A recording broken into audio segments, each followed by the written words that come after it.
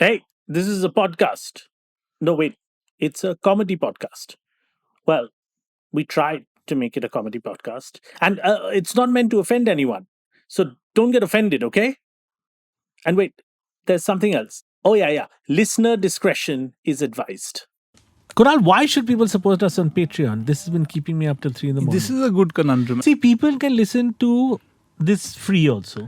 I mean, if you support us, then other people also get to listen to this craziness. Yeah. And the thing is, you see, like sometimes in life, you look at a thing and this is like, you say, this is so bad.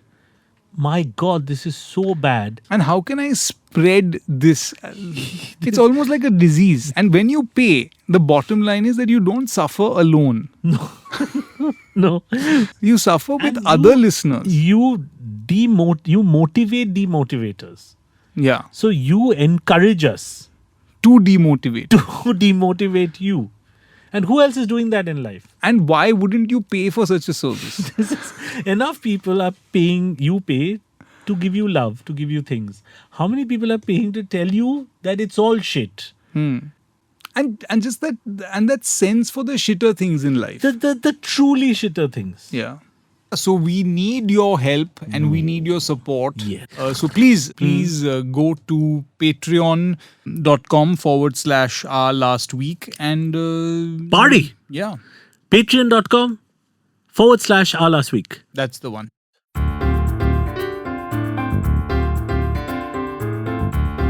Audiomatic presents Our Last Week.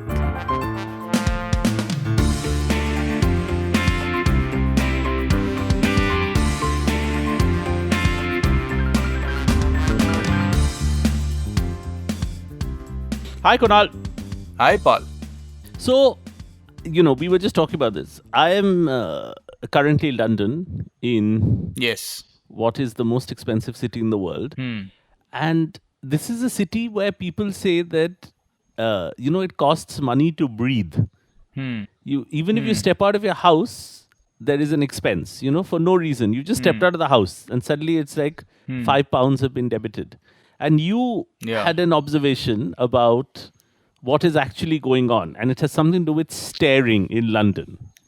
I think that now window shopping also is a fee now. I think that walking on the street also, I think money starts getting debited from your card. Yeah. I think it's a face recognition thing. Like I think London is also known to have one of the highest densities of cameras everywhere. Yes. I think a lot of shops now are saying that, like, if you stare for over a certain period into our window, we're going to start charging you. Yeah. Ping. Yeah. And I don't think it's just going to be like, oh, look at this is this person's face, and just straight from your account it'll just go. Yeah. So, like, Yeah.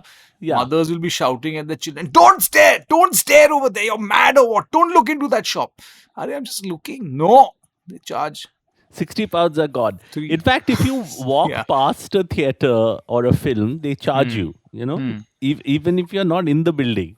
If you're in the vicinity of, say, Everyman Cinema or Curzon, and you just walk past it too many times, they charge you for the film. Even for a West End play.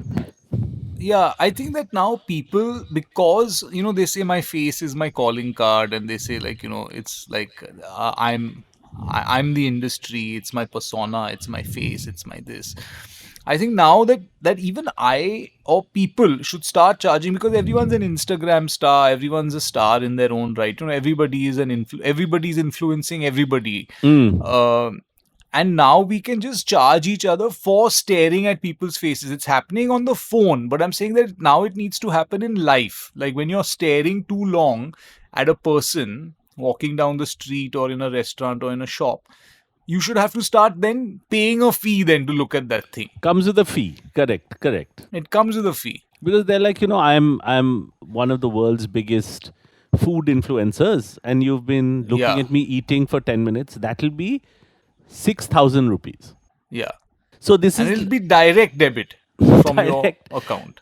actually Dubai is a great example, because Dubai, they have come up with a system where if you break a light or break a traffic rule, there's no like nothing happens to you in person. No one comes up and says you've done these things.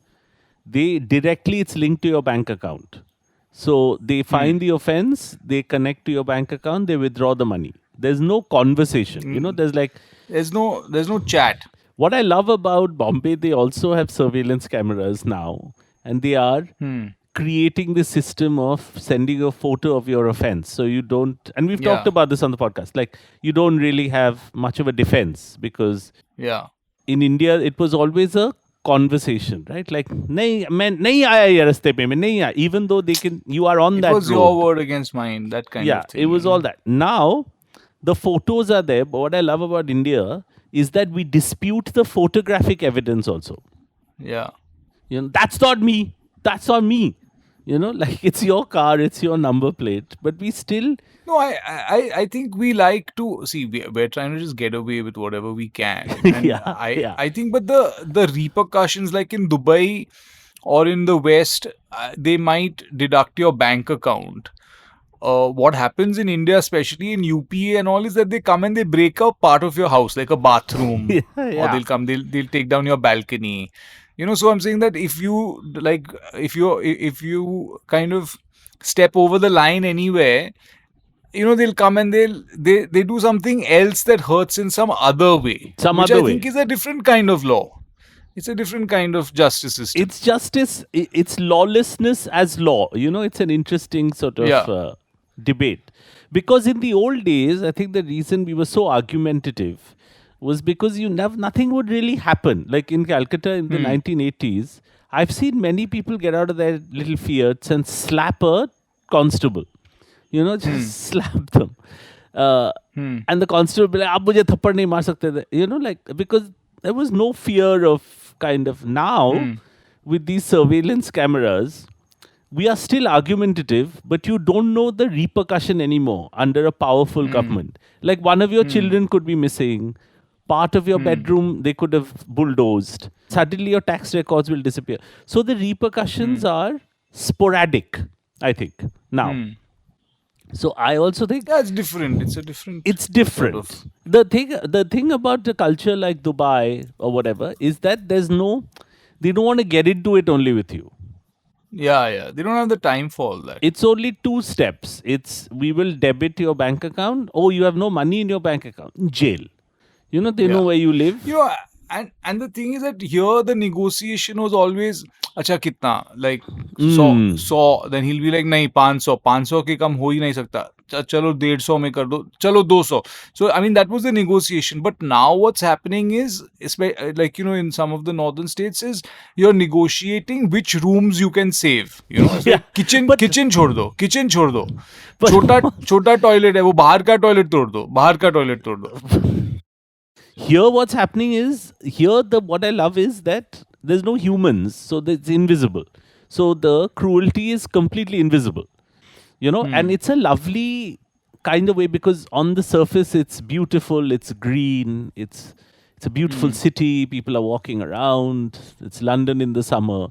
But you wake up on Monday, you have money in the bank, by Wednesday you are bankrupt. And no one has said or done anything.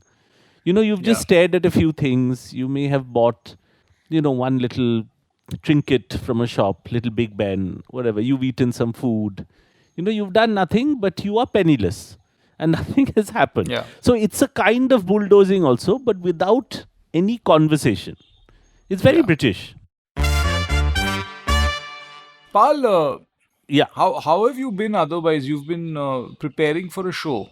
I've been preparing for an Edinburgh show.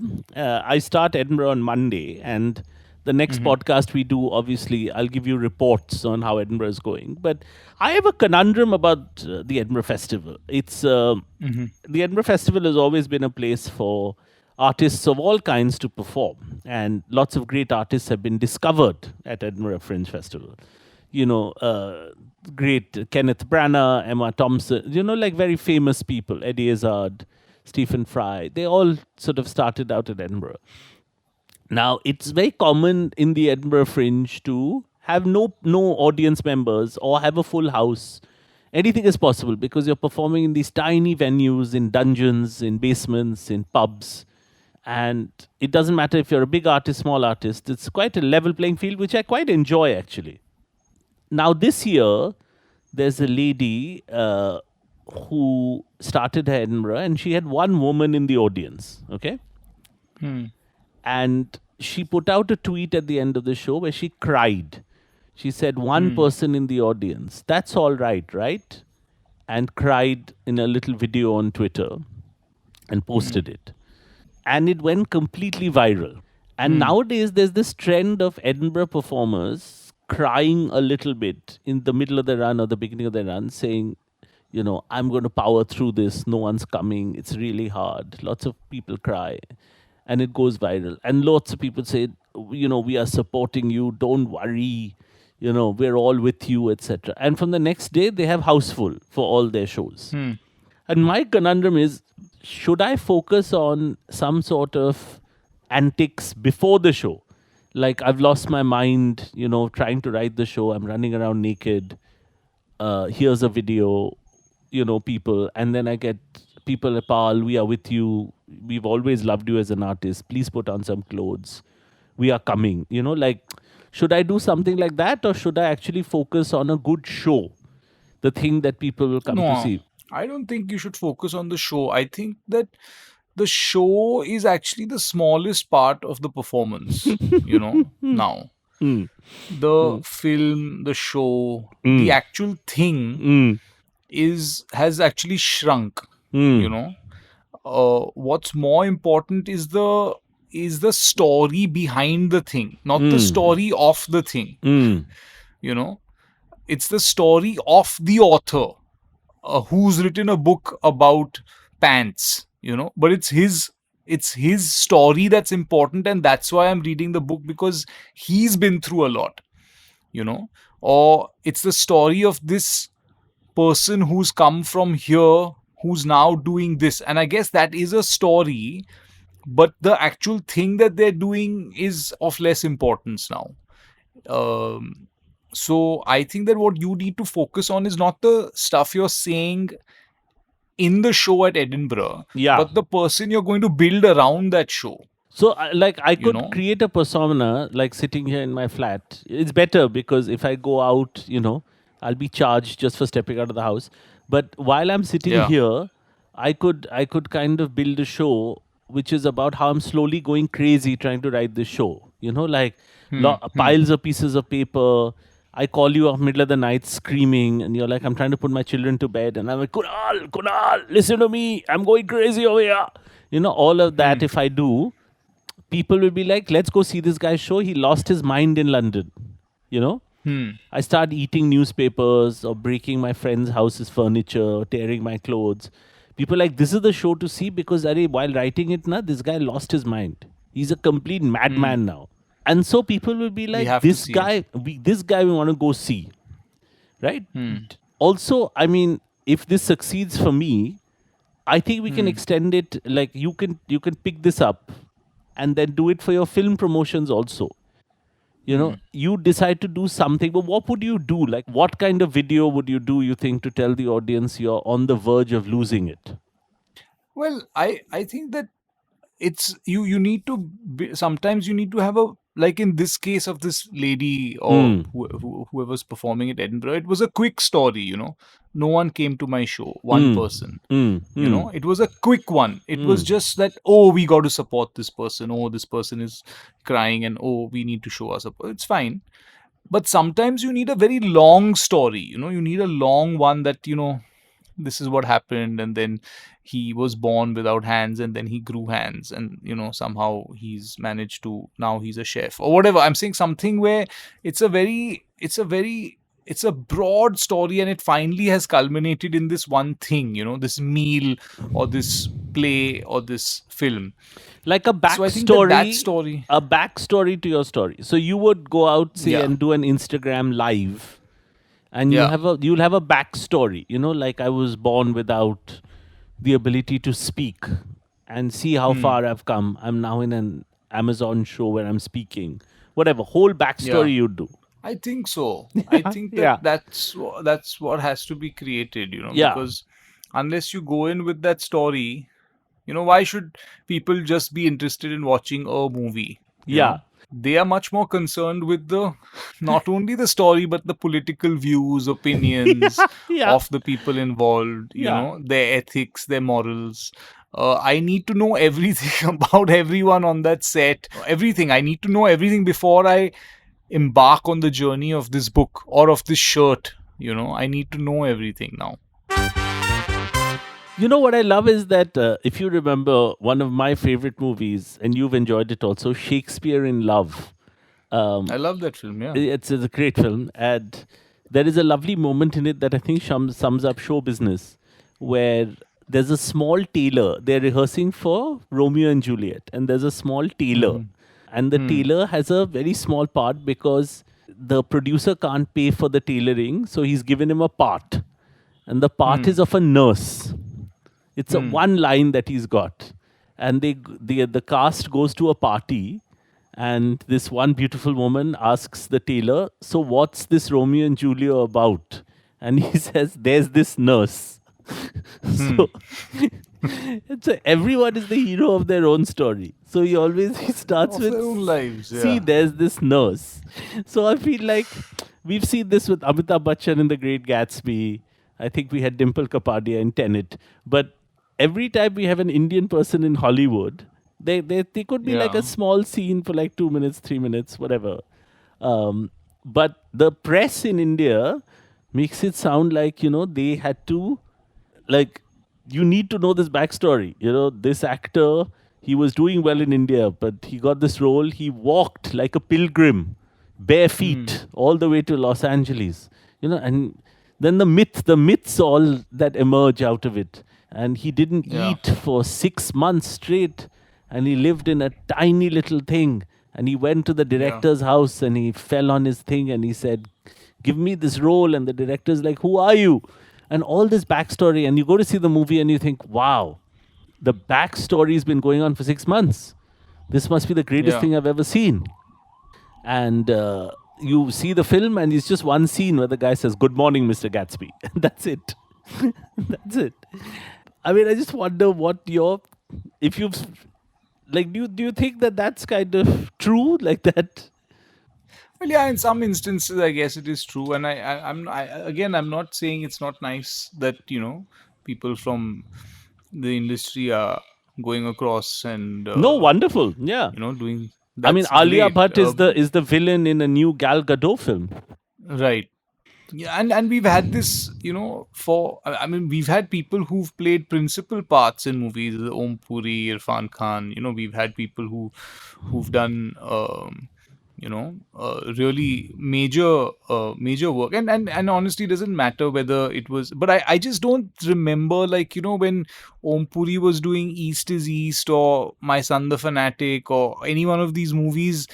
I don't remember hearing 45,000 stories about how it was working there in the thing or with this director or these actors. I don't remember any of that. It was just they just did it. Even Irfan, for that, they just did those roles. They just, and then the film came out and then you watched it and you liked it or you didn't like it, whatever. But now we have this whole thing, like it's like, 40,000 stories about how his flight was and then the first time they met and what the interactions, and it's so boring. But I And guess that's what and people the like, press yeah. also, it's quite interesting also because you also have these, nowadays they do these interviews mostly for Instagram. So the questions are also, so when you met Christopher Nolan, so you were eating a sandwich, what was he eating? He ordered a bowl of Hmm. fruits. No, fruits. Yeah, he ordered a bowl of fruits, and I ordered a sandwich. So let me get this straight. He likes fruits, and then that'll be a thing. The film is about a Yeah. nuclear bomb, but that is secondary. Yeah. So, as my last question, what madness should I do? Like, what is your suggestion? What should I do? You think I'm alone in a flat? Should I set myself on fire? Like, what should be the promotional thing? What you can say is that, if no, like, you could threaten the audience. I think that's one way, although people tend not to come when they're threatened, but it could be a good sort of in, I remember you which were is that, you were promoting something once on Instagram, and mid yeah. promotion you said this is rubbish. You had a meltdown and left, in a sort Right. of comedic kind of way, and everyone thought you actually had a meltdown. Yeah. Right, right. I can't do this anymore. Ah! And then you left, and people said, "Are you all right, Kunal? Is everything Yeah. okay?" And that became a bit of a thing. I remember. Um, Yeah. Yeah. did you have to come and explain that you were just joking and this is not a real meltdown? I didn't know where to go. On Instagram is very difficult, and then to get in touch with the same people, it's not like, like it's a floating audience, so to speak. Yeah, Like, because the next time you speak, you're speaking to different people. It's not like, you know that these are your listeners or these are your readers. Like, because every time you do one of these things, I think it's just like different people. that's quite You know? funny, actually. Imagine you've done a thing accidentally, right? Like, let's say you've Yeah. just abused someone accidentally. And then you want to apologize, Apologize. And you're like, but this it's I to a want to whole really different bunch of people. they're like, What is what he is it? apologizing for? Who is he? Yeah. Like, Yeah. Who is this guy? that's why you need all this backstory for context. Yeah. Because people, it's only the people at that moment who are watching you go crazy. So, okay, so you're saying nudity is out. Don't do nudity. I think you should like threaten something with rats and mice. I think that you'll get your own foot eaten by rats or something like that. You need 50% audience or something like that. Like, I'll tell them I'm in this basement venue called Monkey Barrel. And the producers have threatened that if I don't get minimum 30 people, they're going to unleash They 50 rats on me. on my left leg. On my left leg. So the threat is to me. Like, so they are coming to watch the show, but also to save And my to life. support you. Yeah, Yeah, but it's literally. still a threat. Yeah, Yeah. Please come. it's a threat, but the threat is on your head. Yeah, I think that's a good one. The other way to do it is like, I had a friend who was up in Edinburgh who she did her show, and she's the sort of person who, which I never do, reaches out to people. Like, hey, Jeff, I know you're in Edinburgh. I'm at this venue. Please come and see the show. And people come also, So, so she is quite good at following up. It's almost like throwing a party. You get an audience of 50, 60 people, of which 20 because they're your friends or they're visiting Edinburgh or they're other comedian colleagues. I was thinking of taking that approach, but with like more sort of threaten an audience. Like, I know where you live. I'll come and stay with you for a Yeah. month. Like that kind of threat. I think that is better. Like, and I'm saying if I'm successful, you can do it for bigger things. Like if a film is not getting a big audience, say you need people to go to the multiplex, you can also start calling individuals, your friends who don't necessarily say go to your films. What are you doing Saturday? Yeah. Just who are you? Arey, I've got this. I'm And I'm saying it's a book my show extension, where they're like, we'll give you personal interaction with the star of the film. But what the audience is not ready for is that, they're like, Arey, Kunal Roy Kapoor has called us. But it's actually you're calling to threaten them. But honestly, like for a lot of the films that we have been a part of or done, it Yes. would actually make a lot of sense for us to walk around malls through the day, and just asking people to visit, like, like how they do plays and they say we have a show tonight, you give a little handout, little card, check it out, it's going to be fun. If we just did that, we'd still get more people than actually watch the films that we're in, I guess, the films that we've made. Yeah, easy, 100%. In fact, we've talked about this, that we have done a thing called The President is Coming. We had a play and a film. And we were trying to calculate whether the accumulated number of people that saw the play is more than the people that saw the film. Possibly, yeah. And I'm quite sure there are Instagram videos of really small independent films that come out in multiplexes where, if the lead actor is doing a video, like a Nandita Das says, please come and see my film. That has been seen by way more people than the film itself. So what people are watching now is it's quite interesting. In Edinburgh, there was a legendary thing in 2010. I forget the name of the comedian. It was John something. And he put up a massive hoarding right on the castle. On the face of the castle, he unraveled it in the middle of the night. And it said, whatever, John Hastings, whatever his name was, will not be at Edinburgh this year. And so that Okay. became the most talked about thing. And he wasn't at Edinburgh that year. He was not performing. But he put up a massive thing saying he will not be performing at Edinburgh this year. But his was the largest. So, like sometimes when you do publicity, you don't even have to do the show. That's what I'm saying. That the thing itself is not that important, you know. Yeah. Like It's that's why I've always felt that people should just do hoardings of themselves, you know, and saying coming soon to a theater near you, you know, and just like a picture of a guy in different these things. mm. Like just do that, you know, and that will be bigger than the movie. More people end up seeing that. So you're not doing it for the film ultimately.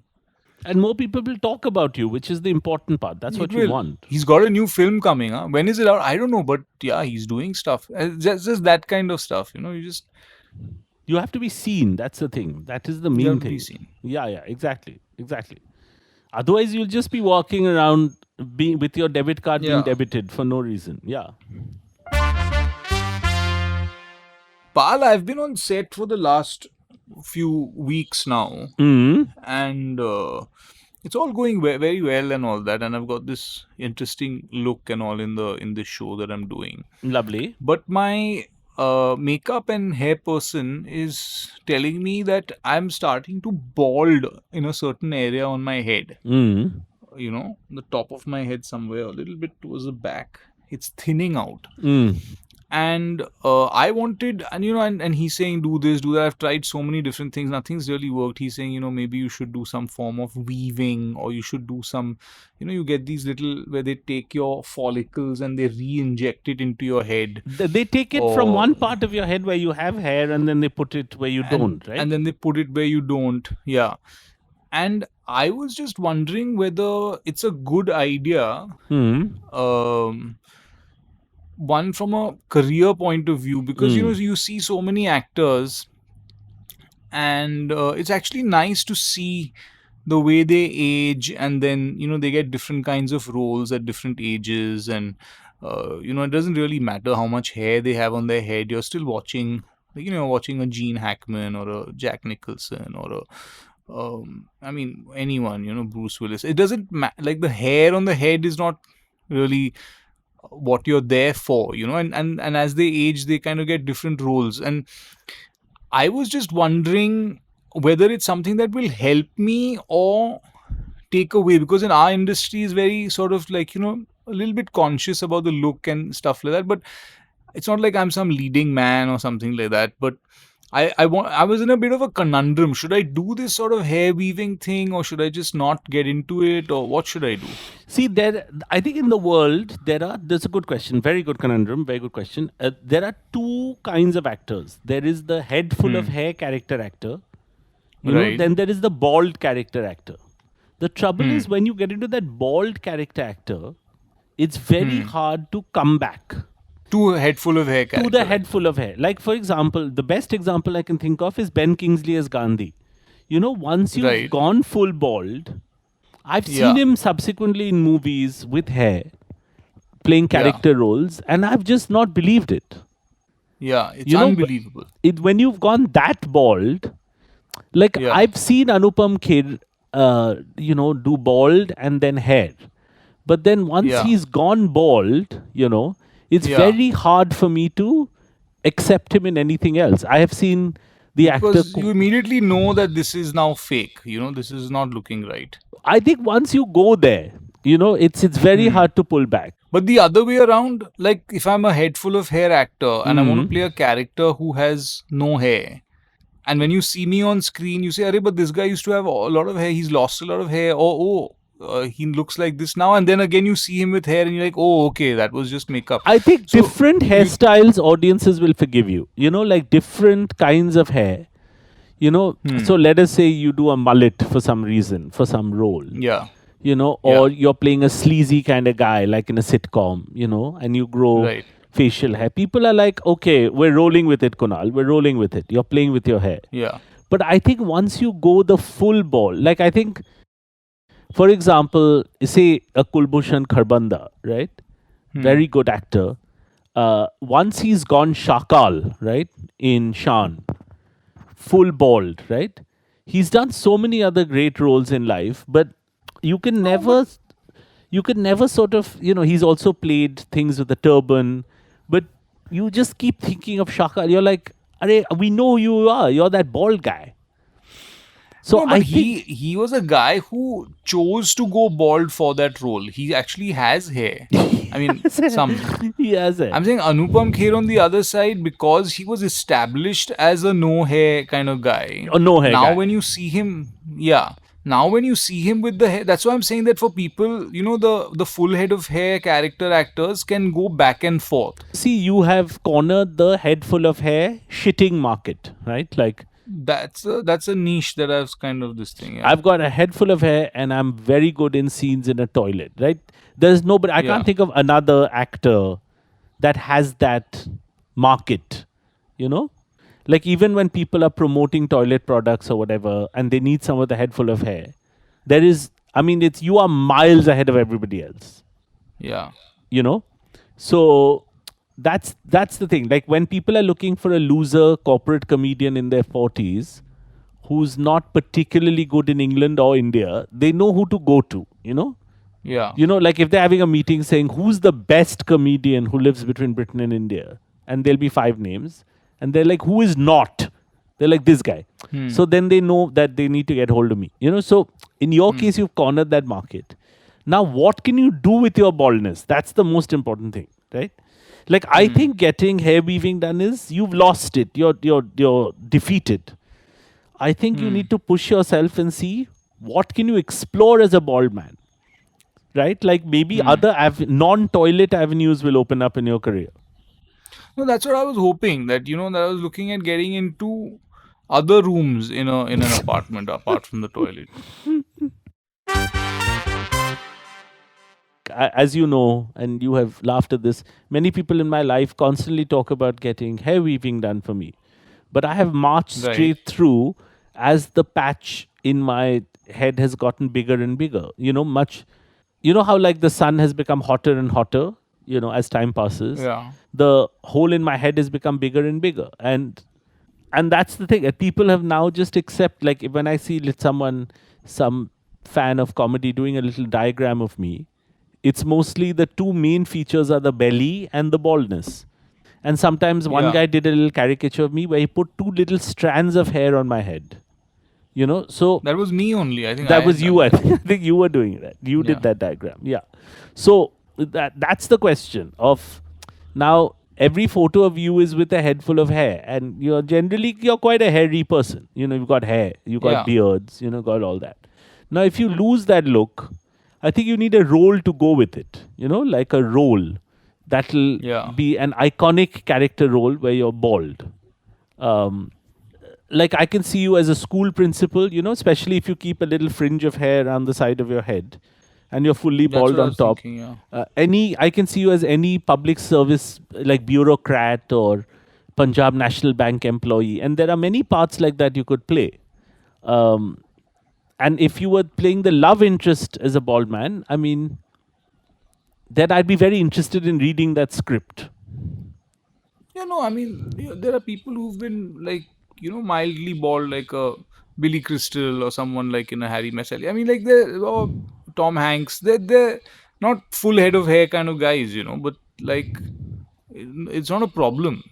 No, you just have to find a lady that's willing to love a person like that. And I'm sure there are No, many, love is yeah, blind. there are many. There are many. Love, yeah. So my recommendation is it's go for it. Go for it. Because see, what else do you have to lose? Like I'm saying, you've reached the limitations of what you could do with a head full of hair. Now it's time to reach Now the limit. explore. Explore what you can do as a bald person. Yeah, yeah. No, you're right. You're right. Right? I'm going for it, pal. Go for it. Go There's for no it. turning back. And I'm saying whether you choose to do it or not, just make sure that you fill your Instagram and social media by saying you're doing it. Whether you eventually do it or not is not important. Then it'll be a story, he's letting himself go bald. In fact, he's pulling his own hair out. That'll be a full story. Guys, audiences, people who've loved my films, I want an update for you. And every day keep updating them. And eventually you don't even do it. Like, let people see you for another 20 years with a head full of hair in films and say, he's that bald guy. And then don't actually do it. So everyone knows you and I'll keep as giving the bald updates on actor. hair loss and all of that. Yeah. 6-7 years later, one audience member will catch on. Be like, "Arey, but he's become the bald. I've never seen him bald in anything." He's like, but he's the bald guy on social media. He's the bald actor. Arey, but he's done work for years. He's never been bald. So people, it's the story you weave, it's who you become eventually. Yeah. Final quick conundrum, Kunal. Final quick conundrum for you. I gave my comedian colleague, I got in a little trouble. I gave him a little box of tea. It said Assam tea. And he's been a good friend, and I gave him some tea. And he was very thankful to me, etc. But here's the secret that I'm just sharing for you and our listeners. I didn't actually buy that tea in India from Assam. I came here, I realized I was meeting him. I forgot then to get him a present. And I bought him Assam tea from a local grocery store here only in London. And it cost £1.20. And I removed the tag, But I'm worried that he'll open the bag of Assam tea and there'll be some other piece of paper saying that it's from here. And I told him a long story that I was in Assam for a show and I got it from there, etc. So what do I do if he finds out? My best chance is he doesn't find out. And my worst nightmare is that he opens the packet and there is a thing that says, bought in Paddington or something, This whole story I had about got it in Assam for you and I had to search for it. And you said you like this tea, so I got this tea. I mean, he was very thankful to me because I got him this tea. But what do I do? I mean, I don't know. See, it's I'm like fucked, right? Basically, you're saying I'm fucked. You're screwed. Yeah. Like when you're doing this stuff, you shouldn't give it with the story. This is when the story is not needed. This is just now a gift, and then just give it. That's true. I should have just shut ambiguity to the sauce. Yeah, I should have just given it to him. And then when the person says, "What are you? You got this from India?" You just kind of nod. You don't really commit. Like that. Well, I was on my way here, so that could be anything. If they say, that's so sweet of you. I mean, you just agree. You don't have to really say or confirm anything or deny anything. But now, if you've built the whole story and all, then you're kind of digging your own grave. I'm in trouble. I'm almost waiting for him to find out that to jack me. Yeah, get the. So you're saying with any present, the answer is just give it and be like, "Arey, where did you get this from? Where do you get this from? Arey, I know you like this color. Arey, and this don't is your worry kind of thing. Yeah. Don't worry about it. Yeah. Just keep it. No, I want to know because I want to. Arey, it's it's this thing. I just managed to pick it up, and I just thought of you immediately. I saw it. I thought of you. So that kind of stuff. You just let it, But I want to know. I need 4 more. I'll get it for you whenever you want it. I'll get it for you. This is the way people kind of not give away their sauce. Just keep it broad. Because otherwise, then they'll start guessing price also. Because otherwise, you have to tell them that, listen, it's outside your house, the shop on the left over there. I bought it before I came up. And it's £1. Yeah, that's what I paid for it. Yeah.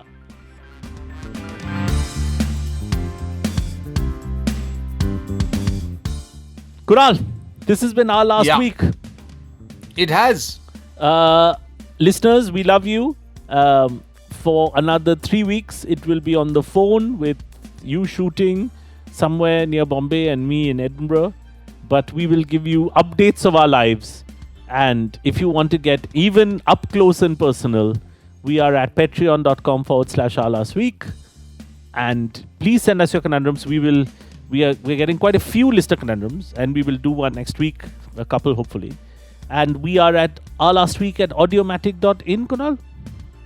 Yes, please send in your conundrums and subscribe if you haven't already, and you will get a free episode. An additional episode actually, because all the other episodes are free. Exactly. But when you subscribe, you get this extra episode that everyone else doesn't get, and you also get conundrums answered. So subscribe on Patreon and enjoy yourself and enjoy your life. And most importantly, we are coming up nearly to our 200th episode. So at some point, we are going to do a live show. 100th or 200th? 200, man. 200. 100? 200. No, it's 100 We episodes. already did 100. This is our 200th.